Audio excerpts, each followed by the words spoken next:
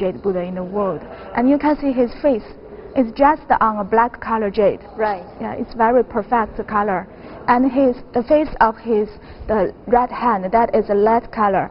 And the back of the left hand is a dark color, just like our human people's hand. So it's very realistic. Yeah. And you see also the hair is like a golden color. Yeah, just like the Buddha is bearing a crown. He is a king. Like royalty.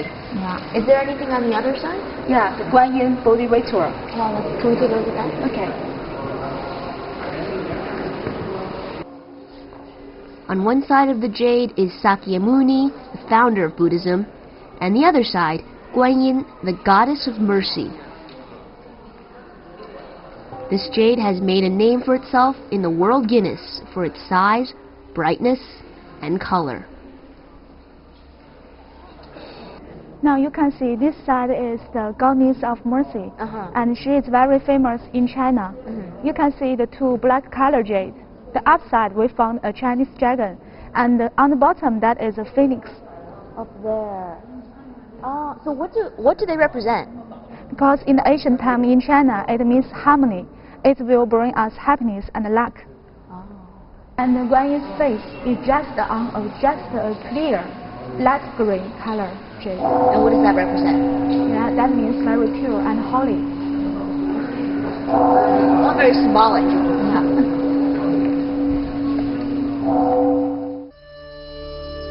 Next, we head to Xiuyan, known for its abundant jade reserves, long history of jade culture, and excellent jade processing techniques. For all these reasons, Xiuyan was formally given the name as the Jade Capital of China. Thus, it's not surprising the jade used in the Jade Buddha was found in Xiuyan County. The jade here usually comes in a natural light green color and is semi-translucent. The best jade pieces are clear and watery in appearance, without any marks. The jade sculptures we see here today have a modern twist, incorporating the elements of modern life and going beyond themes that relate purely to religion or elements of nature. Interpretations vary from viewer to viewer, so you have to figure it out yourself.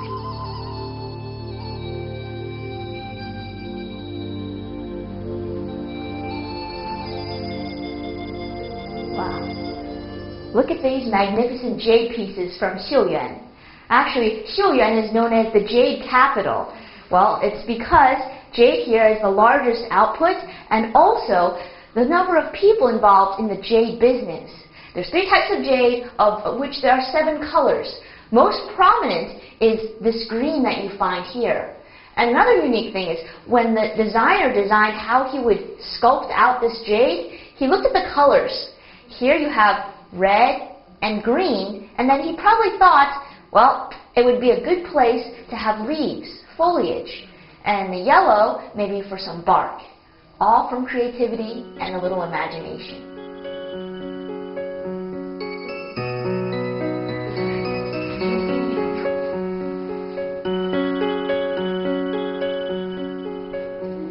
这里的玉雕好像跟传统玉雕有很大的区别。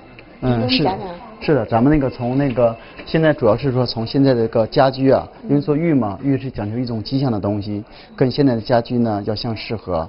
现在呢，咱们这个玉雕一般的说，现在的家居啊比较讲究一种线条、一种流线的东西，所以说呢，在咱们设计的过程中呢，尽量的去考虑这方面。另一个把有些东西啊概括一下、简练一些，把这个作品的主题体现出来。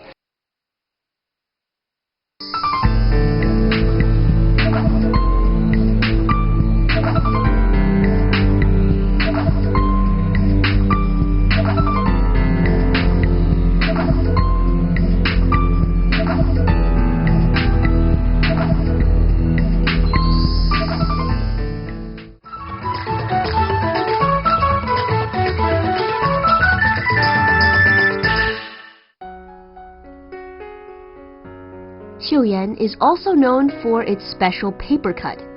Paper cut is one of the most appreciated folk arts in China and can be found throughout the country, varying with the local customs. Xiuyan has a long history of paper cut, and children often learn from a young age how to cut.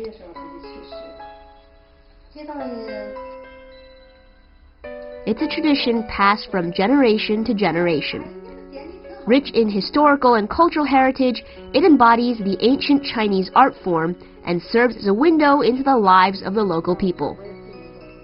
These cuts are typically made on festive red paper and pasted on windows, walls, and mirrors during Spring Festival, holidays, birthdays, and other celebrations. Although the cuts here seem simply like animals or flowers, they in fact can represent many long-standing symbols in Chinese culture, or even literary idioms.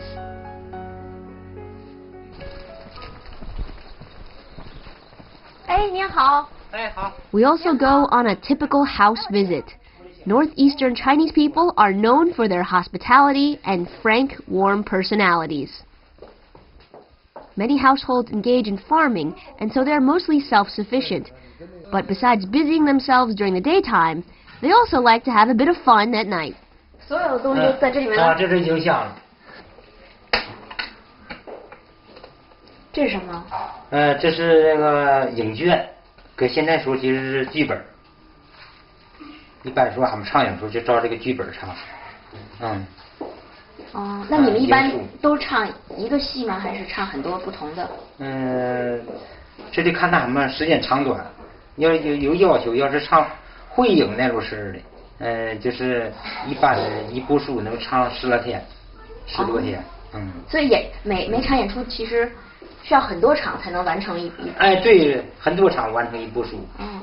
So this is your script, I guess. Just like in plays, they have a script.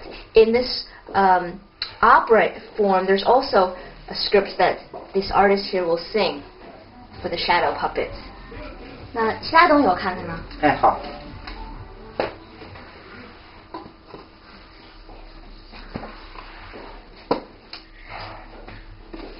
这个。这也是影卷，这就是影人了。这挺好玩。这是大下巴。这是什么？大下巴。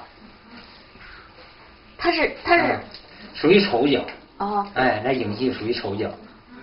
咱们秀妍皮影戏最大特点是什么呀？我们秀妍皮影戏最大特点就是男唱女腔，男性唱女的腔调。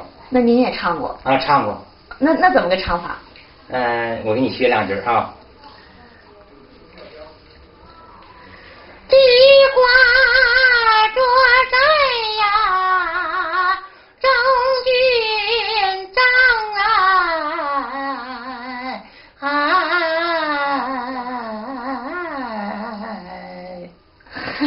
这个样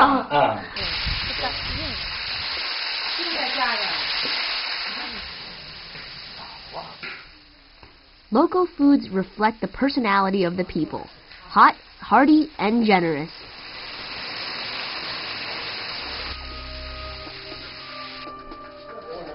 At night, the people set up a stage on the bed with simple items. I soon realized the best performances don't necessarily happen on a grand theater hall with mega-million sound system.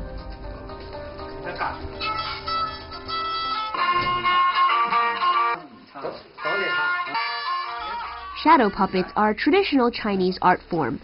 The stage is a large white sheet with a very bright light behind it. The bright light projects the puppet's shadow onto the sheet without revealing the puppeteers. Originally, the shadow puppets were made of paper, later from the hides of donkeys or oxen. That's why the name Chinese shadow puppet is Piying, which is shadows of hides.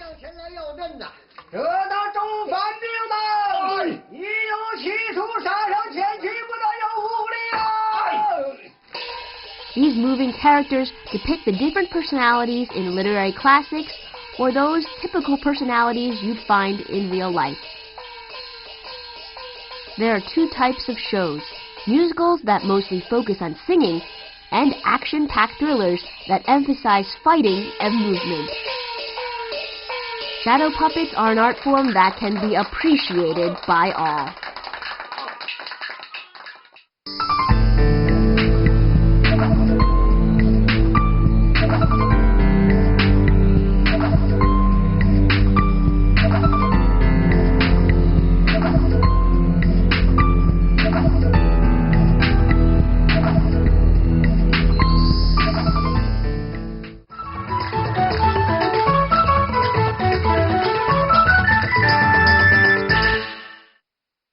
An'shan is rich in natural resources, and a big draw for many locals and foreigners are the therapeutic natural springs.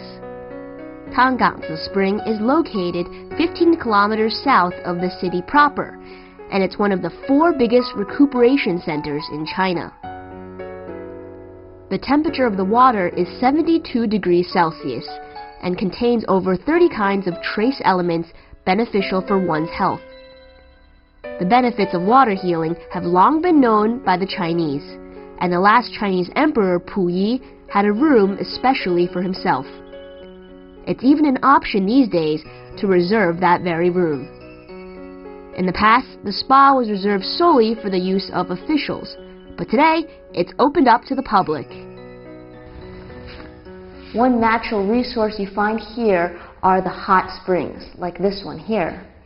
And you see, this room is particularly unique because it was Emperor Puyi, the last Chinese emperor, who used to come here in the 1930s. It was his royal hot spring. And even today, much of the construction remains the same as it was in the 1930s. Here, you can enjoy the life of an emperor. Outside, the people can also choose to bathe in mud. The smooth mud, in combination with the geothermal water, opens the skin's pores. It's like the finest sand on the beach. If you're looking for some relaxing therapy, this is the place you have to come to. This hot mud here is about 56 degrees Celsius, and that's a bit warm for some people, but for others, it's a good way to sit back and enjoy this hot temperature. The mud is also replete with a lot of minerals that are good for your health. It's like a trip to the beach without the sunburn.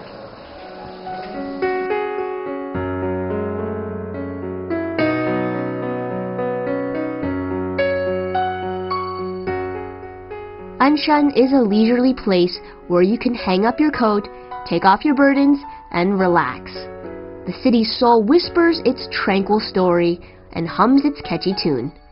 An'shan is sure to move any visitor with its beautiful peaks, pure jade, and wise people. They'll show you what's really important in life.